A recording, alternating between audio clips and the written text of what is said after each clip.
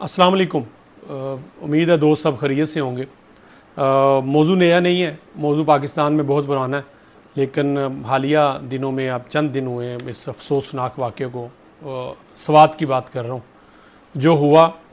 बिल्कुल एक आप कह लें दोबारा से एक रिवाइंड फ़िल्म जो होती है ना, आप दोबारा से रीप्ले, आपने रीप्ले देखा है कि जो माजी में होता है।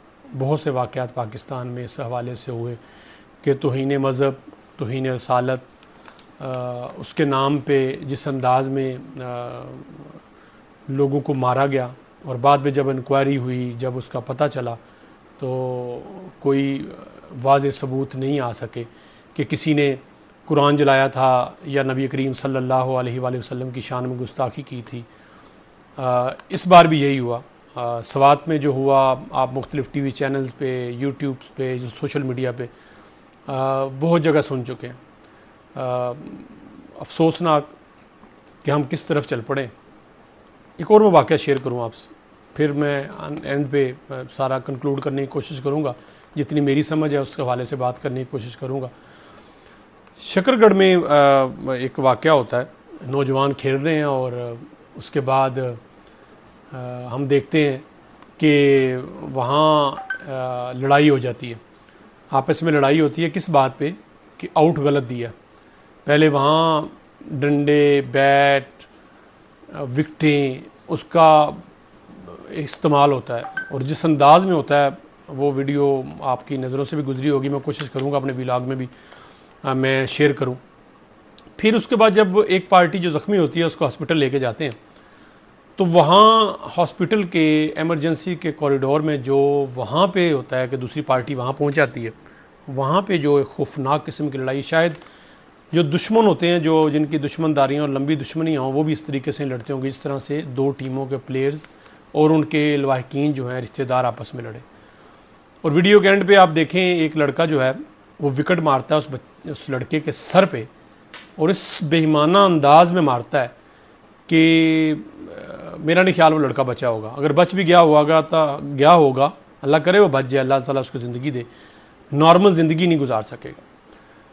ये एक रवैये, पहले मैंने स्वात की बात की, मैंने शकरगढ़ की बात की, और ये अक्सर इस ईद पे देख लें कितने सारे वाक़यात हुए कि गोश्त बांटने पे फैमिली में लड़ाई होगी, भाई लड़ पड़े, भाई बहनें लड़ पड़ी, भाई उठा, उसने अपनी बहन और माँ को मार डाला, 3 बहनों को, माँ को मार डाला, भाई को मार, 2 भाइयों को मार दिया, बाप को मार दिया। ये वाक़यात क्यों हो रहे हैं? ख़ासकर तौहीन मज़हब के हवाले से, और ये जो क्रिकेट खेलते हुए लड़ाई के हवाले से सारे कह रहे हैं अदम बर्दाश्त है, बेरोज़गारी है। बिल्कुल एक फैक्टर ज़रूर है, ये एक फैक्टर ज़रूर है, बेरोज़गारी है, अदम बर्दाश्त है, महंगाई है, लोग तंग हैं, लोग परेशान हैं। लेकिन एक वजह हमारा अदलिया का निज़ाम भी है, इंसाफ का निज़ाम भी है। जब आप बर वक्त इंसाफ नहीं करेंगे, बर वक्त फ़ैसला नहीं देंगे, लड़ाई जैसे केसेस जिसमें ख़ानदान के ख़ानदान उलझ जाते हैं, सालों फ़ैसला नहीं करेंगे, कत्ल जैसे केसेस में फ़ैसला नहीं देंगे, तौहीन मज़हब जैसे केसेस पे फ़ैसला नहीं देंगे, तो फिर लोग खुद उठ के अपना फ़ैसला मुसल्लत करने की कोशिश करते हैं और फिर इस तरह के वाक़यात सामने आते हैं। यही शायद स्वात में भी हुआ। शैतानी किसी ने की, किसी ने सही कहा, गलत कहा, लेकिन लोगों ने खुद ही इल्ज़ाम लगाया, लोगों ने खुद ही मुजरम डिक्लेयर किया और ख़ुद ही फ़ैसला सुना दिया। और किस भयानक अंदाज में फ़ैसला सुनाया कि स्वात, जहाँ पहली बार हमें शायद मरी से ज़्यादा रश देखने को मिल रहा था कि लोग वहाँ भाग रहे थे कि स्वात जा रहे हैं, वहाँ घूमने जा रहे हैं। जूँ ही ये सानहा हुआ, जूँ ही ये वाक़या हुआ खौफनाक किस्म का, होटल खाली हो गए, लोग अपने बाल बच्चों को लेके वहाँ से भागे, और जिसके लिए कई सालों से कोशिश की जा रही थी कि ये इलाके पुरअमन हैं, जहाँ जाएं और यहाँ का जो लोगों के लिए, टूरिज़म के लिए रास्ते खोले। वो सारा मंसूबा एक गलत फ़ैसला और उसके बाद जो सूरत हाल हुई उसकी वजह से सारा ठप हो गया। पुलिस ने रवायती सुस्ती का मुजाहरा किया, मुल्ज़म उन्हें ज़िंदा अपने पास लिया था, जिसके बारे में कहा जाता है कि उसने कुरान को जलाया था। अब लोग कह रहे हैं कि नहीं, उसने कुरान नहीं जलाया था, लोग यानी शाहिदीन कहते हैं कि वो कह रहा था कि मैंने नमाज सुबह की पढ़ी है, मैंने ज़ोहर की नमाज़ पढ़ी है, वो कलमा पढ़ रहा था कि ला इलाहा इल्लल्लाह मोहम्मद रसूलुल्लाह, और बार बार कलमा पढ़ रहा था, कह रहा था मुझे छोड़ दो, मैं मुसलमान हूँ, मैं ऐसा नहीं कर सकता, मैं अभी ज़ोहर की नमाज़ पढ़ के आया हूँ, लेकिन किसी ने नहीं सुनी। पुलिस ने वहाँ से लिया और वही गलती जो पिछले कई वाक़यात कई सानों में दोहराई कि थाने में ला के बंद कर दिया, जहाँ की नफरी 8 या 10 लोग होंगे, और उसके बाद स्पीकर्स पे छोटी छोटी गाड़ियों पे स्पीकर वहाँ लगे होते हैं, उन स्पीकर पे ऐलान हुआ, लोगों का मजमा इकट्ठा हुआ। अब लोगों के अंदर अदम बर्दाश्त, मैंने कहा ना कि उसकी एक वजह यह है कि माशरे में नाइंसाफ़ी, दूसरी वजह यह है जो मुझे समझ आई, ख़ासकर ये जो मैंने शकरगढ़ वाला वाक़या ज़िक्र किया, इसमें नौजवानों का बेरोज़गार होना, इनका किसी काम काज का ना होना, ये बड़ा फैक्टर है।